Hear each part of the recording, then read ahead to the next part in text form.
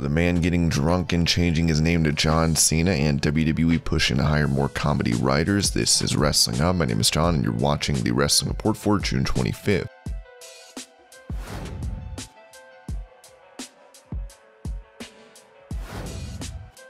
Following the shocking release of Braun Strowman from WWE, he has done many things to stay busy, as a fan made a meme showing off Strowman having fun outside the company, with it saying, "When you finally get out of a toxic relationship." As Braun would say, "Funny fan edit I came across, lol." We'll have to wait and see what is next for Braun after his non-compete clause runs out. Support for Wrestling Hub is brought to you by Manscaped, who is the best in men's below-the-waist grooming champions of the world. Manscaped offers precision-engineered tools for your family jewels. Manscaped just launched their 4th generation trimmer, the Lawnmower 4.0. You heard that right, the 4.0. Join over 2 million men worldwide who trust Manscaped. With this exclusive offer for you, 20% off and free worldwide shipping with the code WrestlingHub at manscaped.com. Imagine shaving with a sleek, well-designed and optimized trimmer that makes shaving time your favorite time in the bathroom. Manscaped engineered the ultimate groin and body trimmer by focusing on intelligent functionality and an incredibly comfortable grooming experience. Their 4th gen trimmer features a cutting-edge ceramic blade to reduce grooming accidents thanks to their advanced skin-safe technology. This upgraded trimmer includes a multi-function on and off switch that can engage a travel lock. It also gives you the ability to turn the 4000K LED spotlight on and off when needed for a more precise shave. The Lawnmower 4.0 even allows you to customize your trim through additional guard links with sizes 1 through 4. Did I mention wireless charging? The new wireless charging system uses electromagnetic induction, which can help battery length last longer. It's time to get your own ball, hair, and body trimmer with Manscaped to make me time the best time and enhance your confidence with some nice, smooth boys. Get 20% off plus free shipping with the code WrestlingHub at manscaped.com. Your balls will thank you. That's 20% off with free shipping at manscaped.com and use code WrestlingHub. Unlock your confidence and always use the right tools for the job with Manscaped.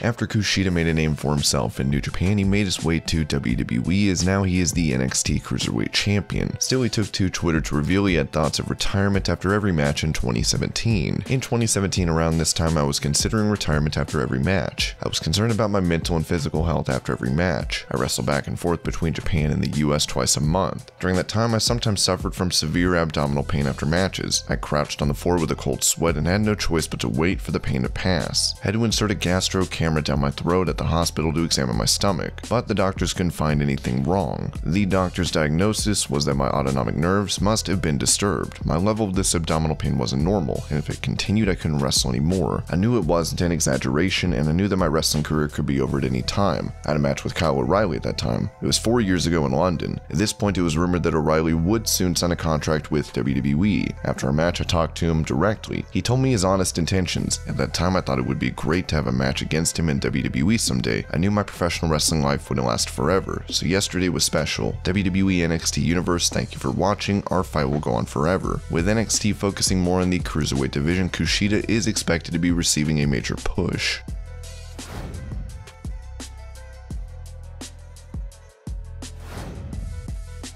WWE Hall of Famer Molly Holly is under a trial period as a producer for the company, as she could end up working behind the scenes permanently. On the Shooting the Shit podcast, she talked about what she has learned in this role from Vince McMahon. I think that the challenge, it's like a new challenge because I didn't always think about the camera angles now that would. If I had to do a big maneuver, I'd want to make sure the camera angles catch it. But each time that I've been there, I've learned something about how to make the best frame for people to be drawn in. This was one scenario where Vince McMahon wanted a certain thing and I didn't get what he was talking about. I was like, but we always do it this way. It seems fine, and then when they switched the camera angle to something that he wanted, I was like, oh my gosh, this is so much better. And so it got me excited to think, like, I didn't realize how many little things matter and how the people who are more experienced with that eye for the camera shot and see things that anyway. So I guess it's like learning a whole new aspect of the business, and the fact that I saw something, thought it was fine, and I saw the better version and I was like, whoa, so that was kind of fun for me.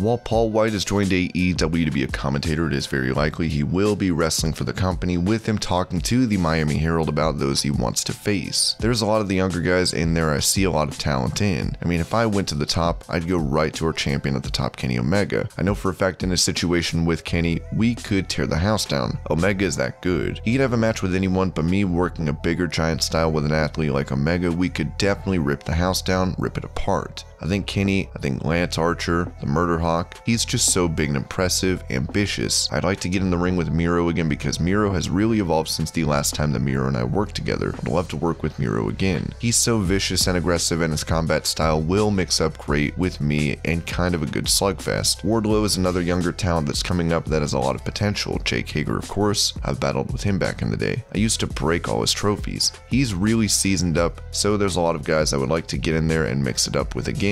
That's the thing. Hangman Adam Page is another one.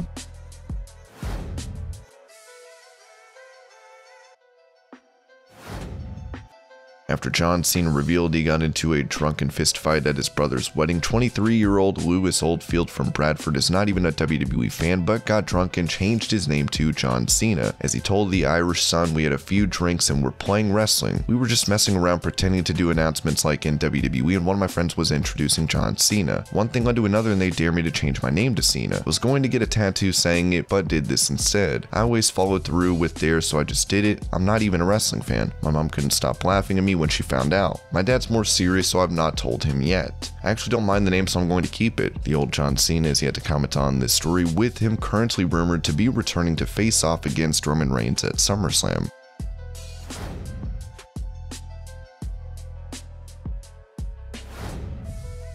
A huge criticism of WWE has been with their writers not having any background in pro wrestling. Now, WWE writer Candice Mobley has done an interview with the Asian Not Asian podcast, saying she was brought on the team after having no background in the industry. "Yes, I have just been hired by WWE. Given the things that you know about me and my entire life and what I'm into, yes, that's surprising. Yes, also a surprise for me. They did not require me to know anything about wrestling, but I do have a background in film production and comedy writing, and they're like, perfect, come on in." Ringside News would follow up on this writing. "We asked about the situation with WWE not having to know anything about the business or even watch the product. We were explicitly told that there has actually been a push to hire more comedy writers."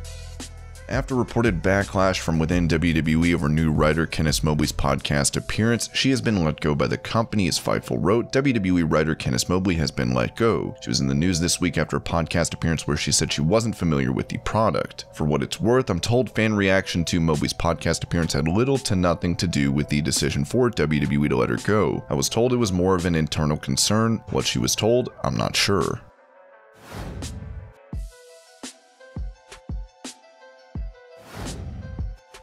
AEW President Tony Khan touched on working with Sting, stating it has been very easy. "I believe in having some of the top stars of the present married with some of the great stars of the past, some of whom are still active and great stars of the present like Sting, who is very much a star of today. I'll be honest, I don't know how you could screw it up with Sting. Having worked with Sting now for like 7 months, this is the easiest, greatest man I've ever known, and he wanted to work and he wasn't looking for $20 bajillion either. I'm going to be honest with you, he'd be useful to any wrestling company in the world, and he wanted to do stuff and he was looking to come. He's been at TV every week. Sting hadn't wrestled a match in many years and came back in this year, and he's had 2 great matches, 2 very different kinds, and he's very much proved he's very much a star of the present."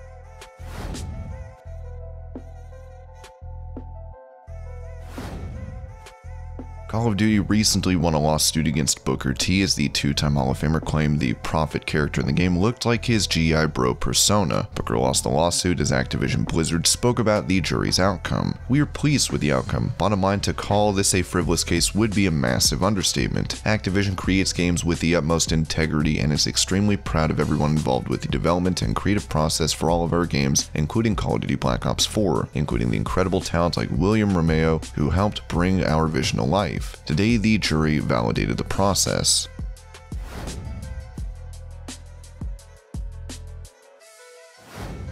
And with Nick Khan reportedly leading the charge on WWE releases, more have been made today as the company has let go the likes of Austin Gray, Tony Nese, Arya Daivari, Fandango, Tyler Breeze, as well as Chase Parker and Matt Martell of Ever Rise. Nese and Daivari were both stalwarts of the Cruiserweight division, having been around since the original tournament, while Gray was also a competitor on 205 Live. Fandango and Tyler Breeze had been with WWE for a while and had recently come to prominence as a team. Ever Rise last competed on NXT this week, as we could see more releases in the future. And this was your Pro Wrestling News Update. I hope you're all having a great day. Thank you so much for watching, and I'll see you later.